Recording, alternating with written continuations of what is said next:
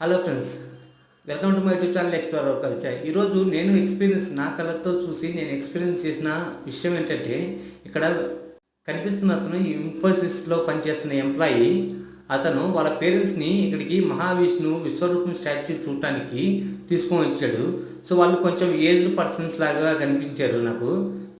వాళ్ళు అడుగుతున్నారు, అందరూ పైకి వెళ్తున్నారు, మరి మనం ఇటు వెళ్ళాలి అని అడిగితే, సో ఇటు సైడ్ నుంచి లెఫ్ట్ సైడ్ నుంచి పైకి వెళ్ళిపోయి అట్లా వెళ్ళాలి, మీరు ఎక్కగలుగుతారంటే నేను తీసుకెళ్తాను అక్కడికి, ఒకసారి ఆలోచించుకొని చెప్పండి అని చెప్పేసి తన తల్లిదండ్రులతో ఇన్ఫోసిస్ ఎంప్లాయీ మాట్లాడుతున్న దృశ్యాన్ని మీరు కళ్ళ ముందు చూస్తున్నారు.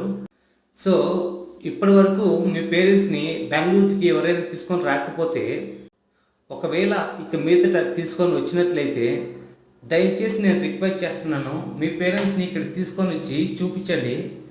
ఈ విశ్వరూపం స్టాచ్యూ, మహావిష్ణు విశ్వరూపం స్టాచ్యూ చూడటానికి 2 కళ్ళు సరిపోవట్లేదు నిజంగా చెప్పాలంటే. ఇప్పటి వరకు నేను 84 ఫీట్ హైట్ ఉన్న వెంకటేశ్వర స్వామి విగ్రహాన్ని చూశాను. అది కడప జిల్లా ఆలంకనపల్లి దగ్గర ఉంటుంది. కానీ ఇప్పుడు నేను చూస్తున్నది మాత్రం 108 ఫీట్ హైట్ ఉంది. దీన్ని చూడటానికి జనాలు ఎంతమంది వచ్చారో చూడండి. ఇక్కడ మీరు చూస్తున్నట్లయితే పోలీసు వారు బందోబస్తు ఏర్పాటు చేశారు. నేను వెళ్ళిన సమయానికి ఆ రూట్లోకి బైక్స్ వెహికల్స్ అలో చేయకుండా కట్టడి చేసేసారు. అంటే ఇప్పుడు మీకు నేను చెప్పేది నిజం కాదు అని మీకు అనిపిస్తే ఒకసారి వీడియో పూర్తయ్యేదాకా చూడండి.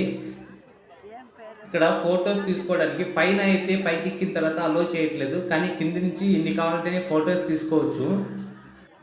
భక్తులను చూస్తున్నట్లయితే వందల కొద్దీ వేల కొద్దీ వస్తూనే ఉన్నారు. ఆదివారం సెలవు కావడంతో నేను వెళ్ళిన సమయం 10:30 అయింది కాబట్టి ఆ టైంకి పెద్దగా జనాలు లేరు. డైరెక్ట్ లోపలికి వెళ్ళిపోయాను నేను.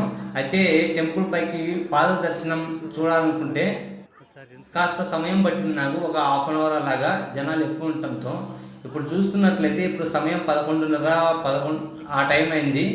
సో జనాలు 2 క్యూలు కట్టారు, అంటే లాంగ్ క్యూ, యూటర్న్ తీసుకుంది అది కూడా. Thanks for watching my video. Please subscribe.